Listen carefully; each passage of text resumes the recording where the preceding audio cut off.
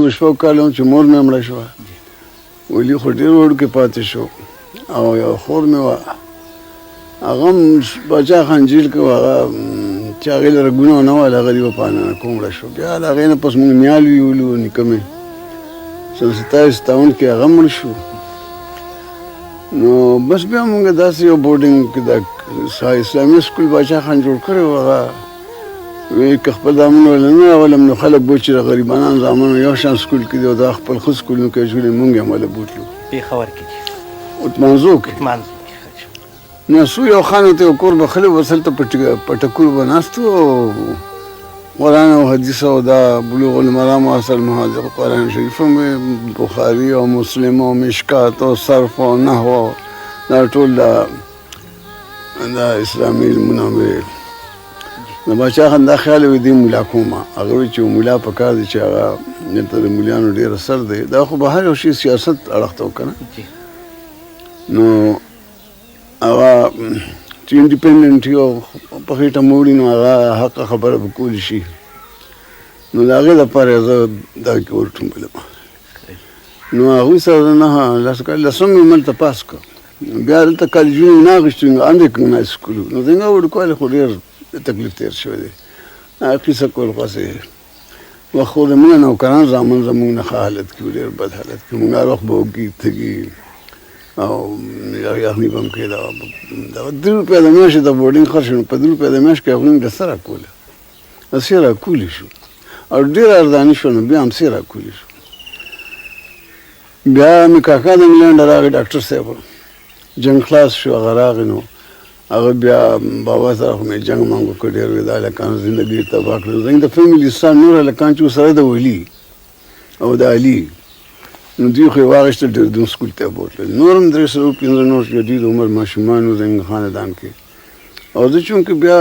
نهم لسم کې وم نو هغه وایي چې ده بوتلو څه ضرورت دی زه بیا د جامع ملیه نه مې لسم پاس کړ او بیا هغوی واخېستم بل کالج نه اخېستم دلی ته لاړم هغلته هم دغه حال وه غریبانانو هغوی سکول سره پیسې بنوي کاش سره ډاکټر ذاکر حسین زمونږ دغه پرنسپل و او داسې زړې مړې بنګلې به یې واخېستې قرالباغ کې هغې کې به موږ ناست اوس خو ډېر عالیشان عمارت جواهرلال والا په لکونو کروڑونو روپۍ ورکوي اوکلا کې یو ډېر زبردسته اردو یونیورسټي جوړه کړې ده هغه وخت کې هېڅ نو هلته زه هم یو کال هلته وم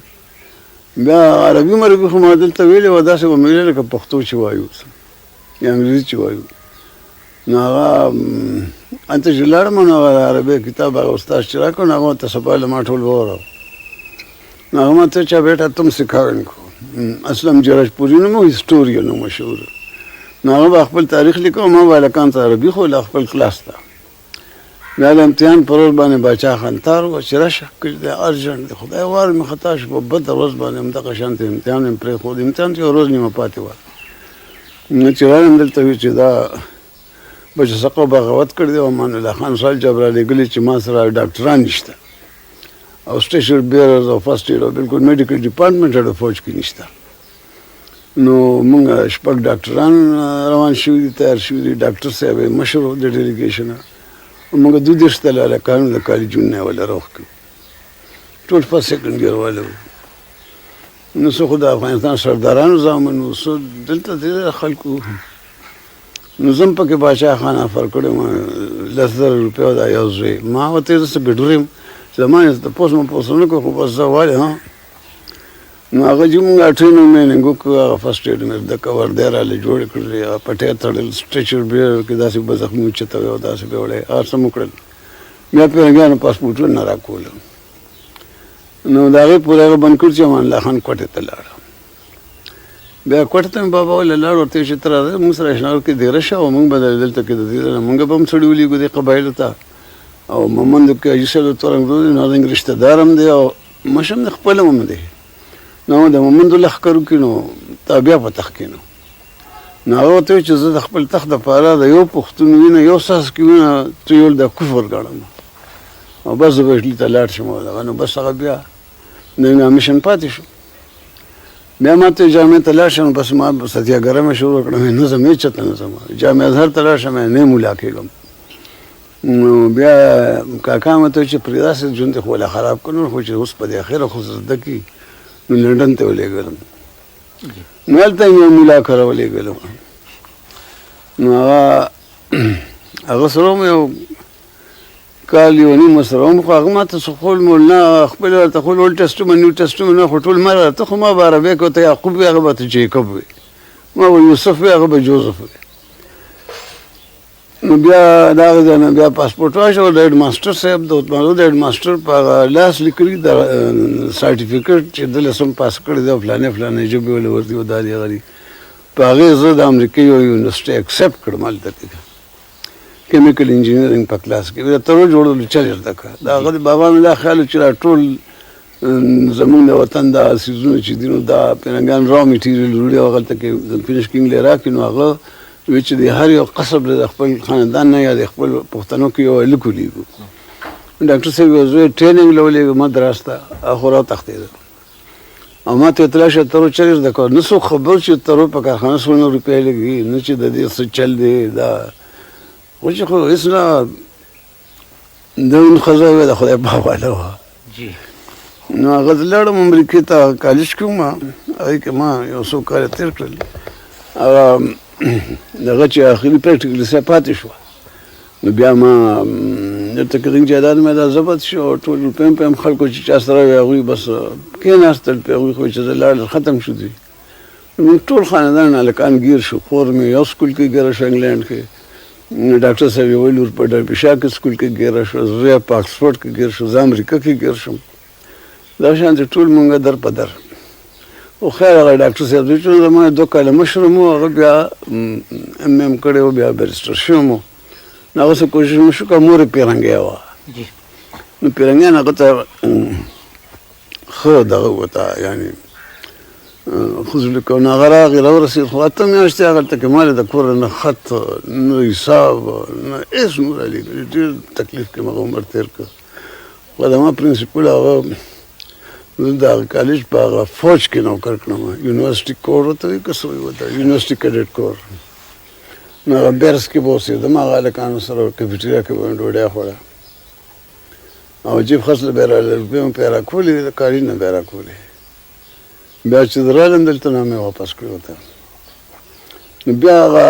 تر دې چې مې راغی جان نو هغه ما له روپۍ لږې شان راولېږلې زه په لنډن ته رسېدی شم بس او ما ته وایي چې مه راځه دا کورس خلاص که بیا راشه او دا دي هغه دي خو ما ورته ویل اوس نه کېږي ما باندې ډېر تکلیفونه تېر شوي لږې تندی نو ما وایي سر دې وخوري کورس ځم کلي ته هلته به روپۍ په کور را جمع کړم د یو کالي جاره به را غونډه کړم د نیکه بابا د ځمکې مې نو بس بیا به راشم کورس به هم خلاص کړم کورس هغه پریکټیکل چې ستا پاتې شو نو تیوریټیکل خو مې ټول خلاص کړی و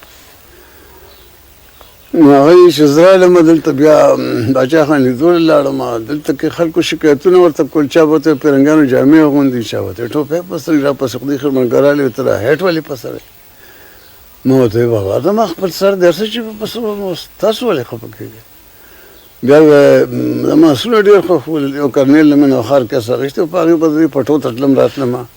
وی به دروند کېنه په حجره کې چې سم د خانانو په شان ته په اسمان یې ټټ ټټ دی خوا کټ کټ دی خوا وی دغه یې جوړ کړي یاره زه هم ډېر تنګ شوم هغوی هم رانه تنګ شو باچا خان ته یې خطونه ولیکلي د دې ملک پر سم رواج نه پوهېږي او دا دی هغه دی هغه چې زه لاړم هغه د ما نه ټکټ میکټ واخېست او زه یې جواهرلال له ولېږله چې دا زوی زما ټول امریکنۍ شوی دی او زه یې وړوکي لېږلم زموږ هوم لایف هم نو چې واړونه مور مړه شوه او مور مې ډېر عجیبه حالت کې مړه شوه خو باچا خان خپل هغه سوانمرۍ کې هم لیکلي دي یو ملا ورته چې دا کټه تو شو بس ځان آفر کړه د په ځای نو ته به مړه شې دی او بچ شي نو بس هغه هماغه وکړل نو په سبا له هغه ناجوړه شو زه بچ جوړ شوم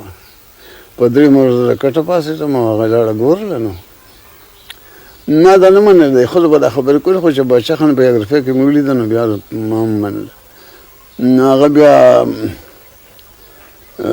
زه لاړم جواهرلال سره یو کال هلته وم الہ آباد کې بیا د بهار د ارثکویک راغی 1935 کې نو هلته هېڅ انتظام نه و هغې کې 75,000 خلک خو ګورمنټ منل چې مړه شوي دي خو ډېر خلک مړه وو او هېڅ د ریلیف انتظام نه و د هسپتال نه و سټریچرز نه و اوس خو هر څه له ګوله لاړه شي که نه خو پیرنګانو وخت د هندوستانیان دقسې پراته وو د زخمیان مړه کېدل نو ډېر په قهر شو او خاص هم غوسه ناک و دلته ډېر سخت تقریرونه وکړل چې بس راغی نو زه خو جیل ته روان یم. نو دا لور وایم درا دغه ورځو کې د 1500 کاله به وه. هغه به داسې 21 وم. نو موږ ته وایي چې ما تاسو له ټیګور یونیورسټۍ کې انتظام کړی، تاسو دواړه به هلته ځئ. نو بس موږ دواړه هلته لاړو. بیا هغه کالج کې د جینکو داخله شو. زه زه لاړم جرنالیزم زما مضمون و، دا زده کومه. نو هغه ما له یو مضمون هغه استاد راکړ، ما به یو ګنټه کې خلاص کور مې کولی. بیا به ټول داسې خوشې ګرځېدم، خدایه څوک وم. ټیوټر زموږ چې و پرسنل ټیوټر زما د اندرا، نو هغه د آرټ کالج پرنسپل و. آرټ کالج کې هلته ټیګور و، یو میوزیک کالج و، یو پینټینګ و، یو کالج اف ډانسینګ و، یو د سکلپچر و. نو ډېر هغه هم خراب حالت کې و. هغوی کې دا کچه کوټې وې، هغې کې به اوسېدو. د پاسه پې سفر و، ماران به پکې ګرځېدل. نو هغه بیا زه تنګ شوم، خوشې باسې ګرځېدم. نو هغه پرنسپل له ورغلم، یو ورځ مې زه څوک وم چې څه کوې کوه. خو 2-3 ورځې ورغلم، نو ما یار دا خو په لیونو ولیدلم. ما ویل ښه ده. نو بیا هغه آرټ کالج کې یو د هغوی استاد و، یو سکلپچر استاد و. نو بس هغه سره زما دوستي شان شوه. زه هغه سره یو ورځ هغه سټوډیو ته لاړم. دلته سټوډنټان ناست وو، د خټې نه سیزونه مې جوړول. ډېره ښه خټه یې ولې جوړه کړې وه بندېدارانو. ما هم راواخېسته لږ شان په میز مې کېښوده وه. چیندخ مې جوړ کړه، که چارمغز کیخوسه مې ترې جوړ کړی و. داسې مې 2-3 سیزونه جوړ کړل. نو هغه هغوی پرنسپل ته وایي چې ته راشه، دی لږ کېښوسه چل دی. نو هغه چې راغی نو هغه ورته وایي چې دا خو ډېر دی ګفټډ دی او دا دی هغه دی، خو یې د تا مه وایه. بیا نور هغوی به موږ به چې په پکنیک یا څه باندې به تلو، دا اوچ رنګونه به یې راواخېستل ټولو ځان سره، استادانو ملکانو. ځکه چې پینټینګ مینټینګ سامان خو هم نه شوړې. نو هغې باندې به سکیچنګ میچنګ کوو. دا کریان که نه کوم چې اوس زما دلته کې هغه شوي دی، هغه زما هغې باندې کوم. زه خو اوس مکس کوم کریان او کله نه کله آیل کلرز، کني کریانز او پوسټرز ټول زه ګډوډ استعمالوم. نو د هغې پته نه لګي دغه ته آرټسټانو ته چې ګوري ورته، نو هغې کې بعضې افیکټس پکې داسې چې هغه پوسټر کلرز کې نه شي راتلی، ځکه چې هلته ما کریان استعمال کړي. خو یو دوکه شان دی چې څه کوم نو هغه بس بیا د هغې ځای نه رالم شانتنیکیتن. بیا یو څه موده پس، یو کال پس مې بابا راغی، د جیله را خلاص شو. نو هلته راغی. د هغې پر زه بیا د هغوی د یونین صدر وم. نو هغه جینکو هلکان ورته ډېر لوی هغه سړکونو باندې ورته ګلونه جوړ کړل او دغه یې جوړ کړل او میوزیک کالج جوړ ورته هغوی ورته ټول دا سازونه غږول د ټیګور دا ګډې دی ورته جینکۍ هلکان ټول. ډېر خوشحاله شو بابا. خو چې وردې ته راغی نو ګاندهیجي ته یې وویل چې دغه ځای زما د زوی دپاره ټیک نه دی. ټول بنګالیان وي تور تور دی، غني پکې دا سپین سپین د ګلاب پسې به ښکاري دی. ویل ټیک جګه نه یې مې غني کړي و، ټیک نه یې. خیر بیا جو پرنسپل راپسې راغی وردې ته او ګاندهیجي ته یې وویل چې دا مې ته پرېږده و. داسې هلک د 50 کاله کې نه دی راغلی. ټیګور هم ولې خط ورکړی چې پرېږدی چې دی آرټسټ شي او دغه شي او د استاد نوم به وشي. خو بابا مې وویل چې که د سور رنګ په کاغذ ولګو که شین ولګو نو د هندوستان په دنیا کې به څه فرق راشي. نو ګاندهیجي ورته وویل ټیک دی خان صاحب. بس دواړو بوډاګانو وویل چې بس مزه هلته. نو زه نسلم. نو بیا بابا مې چې ته ترو کارخانې ته لاړ شې او هغلته کې خپل پریکټیکل کیسه خلاصه کړه. نو زه د هغه ځای نه ترو یو کارخانه کې لاړم، نوکر شوم. هغه کوم ځای وه جي کارخانه؟ ګولاګو کرنات یوپي کې وه. دا سیتاپور ته نږدې وه، د کوم د شیخ جواهرلال ښځه چې د کوم کلي وه. نو هلته زه 9 کاله وم. نو هلته سوپروایزر شروع شوم او بس هغه څوکې ته یې لاړم. چیف کیمیسټ شوم او ورسره انجینیر هم او داسې دواړه شوم. کیمیکل انجینیر هم دواړه یم. نو بیا هلته کې وم. نو بیا دوی دلته تخبیه کې د عامل جوړو. نو هسې زما کې دا کیوریاسټي وه چې یاره پښتانه به انډسټریل لیبر شیک نه به شي او څنګه به دوی کوي او دوی به څنګه ومني ډیسپلن. دوی خو داسې خودداره شان خلک دي، ملک به دوی کار څنګه کوي. نو دغه کیوریاسټي د وجې نه هلته ما ډېر ښه پوسټ به و، ډېره تنخوا هم ډېره وه، د دې د 550 وه هلته. خو زه رالم د عامل مې هم جوړ کړه دلته. یو زوم به یو چک وه مې د بالاحصار نه راوښکه، پیرنګان نیولې وه. جنګ ورځ وې چې د عامل شروع کړه. نو هغه خو جرمن سټیزن و. نو بس ما هغه دواړه شروع شوه ته نو جوړم که نو کله نه کله به کېناستو خندل مې هم ځان پورې ځکه چې څنګه ډاکټران چې وو نو هغوی خو نټ او بوټ کې فرق نه شو کولی. هغوی په دې نه پوهېدل چې اوس په تخبیه کې خو سایډینګ هم نشته چې هغې باندې زیاتي د ریل هغه ډبې ودرېږي خو یو لاین تللی دی. اوس دا مشیني به کوزه وکړم زه نه خو خیر مردان کې مې یو سایډینګ صحیح کړو نو هغه هماغه سټیشن ماسټر ته وویل خو بیا کریز نو بیا هغې له ما کرین جوړ کړ دلته په هغه د اوسه پورې ولاړ دی په هغه پاټلۍ د پاسه مو لګاو یو درې دغه م ګرډس هم داسې ولګوله میز کې مې پکې پولي واچوله بیا د هغې غیسې یو ټوکړه د هغې څلور ټنه شپږ ټنه به وه دلته کې 2.5 ټن نه غټه لارۍ نه وه هغه به څه په چلونو ملونو مونږ هغه اوس هغلته